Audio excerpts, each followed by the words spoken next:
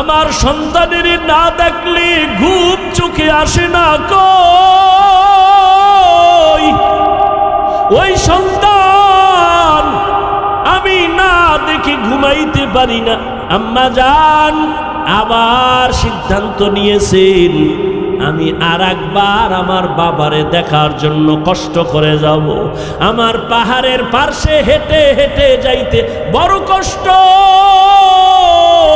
কিন্তু সন্তানের মোহাব্বত আমি মা বরদাস্ত করতে পারি না, কন্ট্রোল করতে পারি না। দেখার জন্য আর একবার মা রওয়ানা। ঠিক সূর্য উদিত হয়ে গেল, সূর্য উপরে, রোদের তাপ। নবী বলেন ওই আম্মা জান আবার হেঁটে হেঁটে পাহাড়ের পাদদেশে গিয়া দাঁড়ায় গেল। আগের দিনের মতো হাত কপালের কাছে নিয়া সূর্যের আলোটাকে বারণ করে, আড়াল করে আবার ডাক দিছে, ও কলিজার সন্তান কই, একটু নিচে নেমে আয়, আমি মা আবার তোকে এক নজর দেখার জন্য আসছি। আজও সন্তান নামাজের মধ্যে দাঁড়ানো, মায়ের কণ্ঠের আওয়াজ পাইয়া আবারও চিন্তায় পড়ে গেল, আমি কি নামাজটা ছেড়ে দিব নাকি মায়ের ডাকে সাড়া না দিয়া নামাজের মধ্যে আমি মশগুল থাকব। সিদ্ধান্ত আজও এক, আমি মায়ের ডাকে সাড়া দিব না, নামাজের মধ্যে আমি মশগুল থাকব বলে নামাজের মধ্যে দাঁড়ানো। মায়ের ডাকে সাড়া দেয় নাই। সন্তান না সাড়া দেওয়ায় আম্মা জান দীর্ঘ টাইম অপেক্ষা করে আজও মনে কষ্ট নিয়া মা বাড়ির দিকে রওয়ানা। বাড়িতে যাইয়া নিয়ত করছে আর দরকার নাই, কিন্তু না, মায়ের মন এটা বয়ান করে বোঝানো যাবে না রে বা। সন্তানের প্রতি মায়ের কি যে মায়া, কি মোহাব্বত, মায়ের ঋণ আদায় হবে? জীবন দিয়া মা কষ্ট করেছেন। যে আমার আম্মা জানের কণ্ঠের আওয়াজ ভেতরের রুমের থেকে সামনের দরজায় কেউ থাকলে শুনে না, এত কণ্ঠ ছোট। কিন্তু আমি যেদিন দুনিয়াতে আসছিলাম আমার আম্মার প্রসব বেদনা, এমন কান্নার আওয়াজ, আম্মার কান্নার আওয়াজের কারণে পাশের বাড়ির মানুষ রাতে ঘুমাতে পারে নাই। ওই মা চিল্লায় চিল্লায় কান্না করেছে। আমার দাদি, আমার নানি আমার আম্মাকে সান্ত্বনা দেয়, আম্মা জান কান্না করেন আর বলে আমারে কি সান্ত্বনা দাও, আমার স্বামীকে একটু কাছে দাও, তোমরা সরে যাও।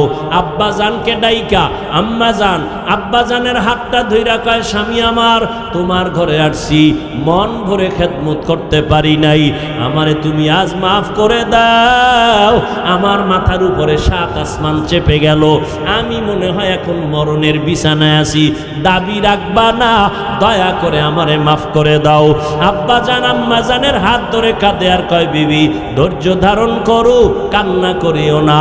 এই কথা বলিয়া আমার আব্বা দৌড়ায় গিয়া যায় নামাজে সেজদায় পড়ে কাঁদে, ও দয়ার মালিক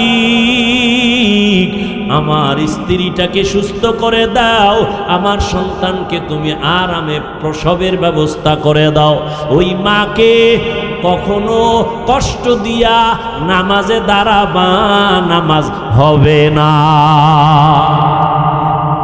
জীবনের মূল কষ্ট মায়ের প্রসব বেদনা, 7 আসমান 7 জমিন তখন মায়েরই মাথায়।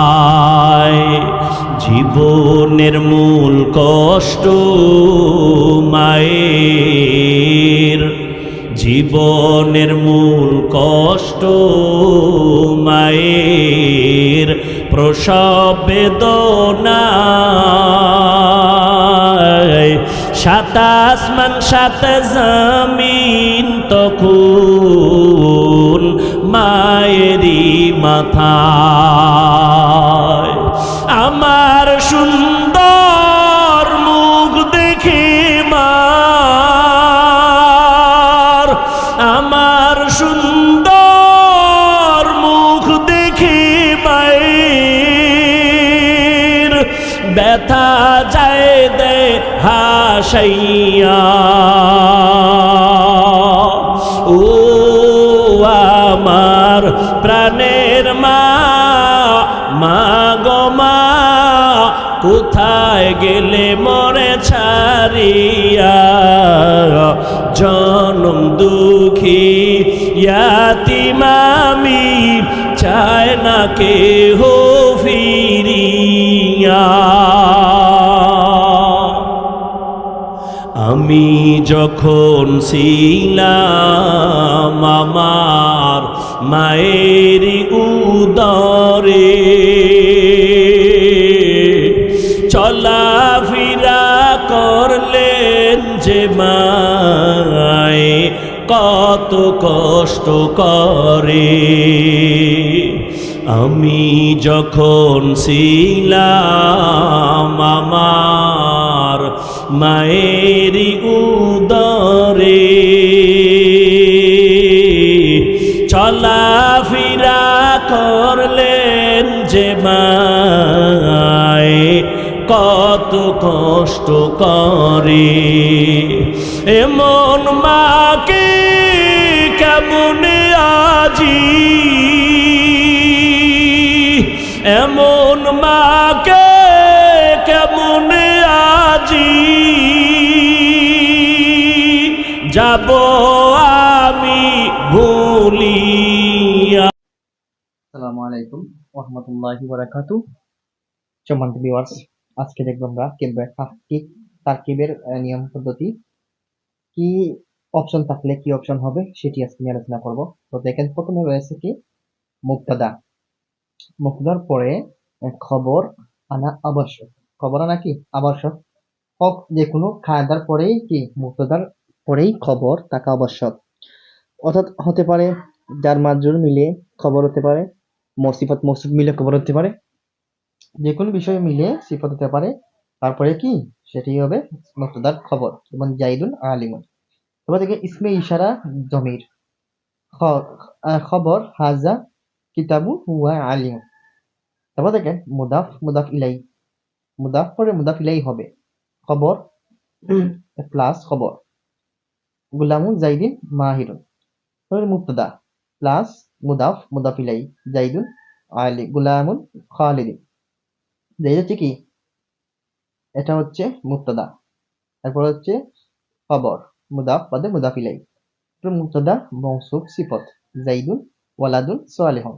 জাইদ হচ্ছে মুবতাদা, ওয়ালাদুন সালিহুন হচ্ছে কি সিফত মৌসুফ, মৌসুফ সিফত। তারপর হচ্ছে মুবতাদা জুমলাতু ফি'লিয়া, জুমলাতুন মুবতাদার পরে জুমলাতু ফি'লিয়া হয়, যেমন কি জাইদুন দরাবা, জাইদুন কি দরাবা এখানে হয়েছে। আমরা পরবর্তী যে একটি রয়েছে তা আমরা দেখে নিব। দেখেন পরে রয়েছে ইন্না প্লাস ইসমে ইন বাদে খবরে ইন, তারপর ইন্না জাইদান আলিমান। তারপর হচ্ছে কানা ইসমুন কানা, ইসমে কানা, তারপর খবরে কানা, কানা জাইদান আলিমান। তারপর হচ্ছে মালা ইসমে মালা, খবরে মালা, মাল জাইদান আলিমান। তো হচ্ছে লা ইসমে লা, খবরে লা, লা তালিব হাদিরান আল মুকারিবা ইসমে খবর।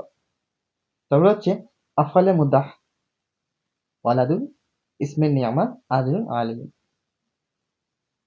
তো আমি শুধু এগুলো আপনাদের মুখস্থ করার জন্য দিয়েছি। পরে যখন আমি আবার আপলোড করব তখন প্রত্যেকটি বিষয়ে প্রত্যেকটি শব্দে শব্দে আমি ভেঙে ভেঙে বুঝিয়ে দিব কোনটি মুবতাদা হয়েছে, কোনটি খবর হয়েছে, কোনটি মুদাফ হয়েছে, কোনটি মুদাফ ইলাইহি হয়েছে, কোনটি মৌসুফ হয়েছে, কোনটি সিফাত হয়েছে, সেগুলো আমি বাক্য অনুযায়ী বুঝিয়ে দিব।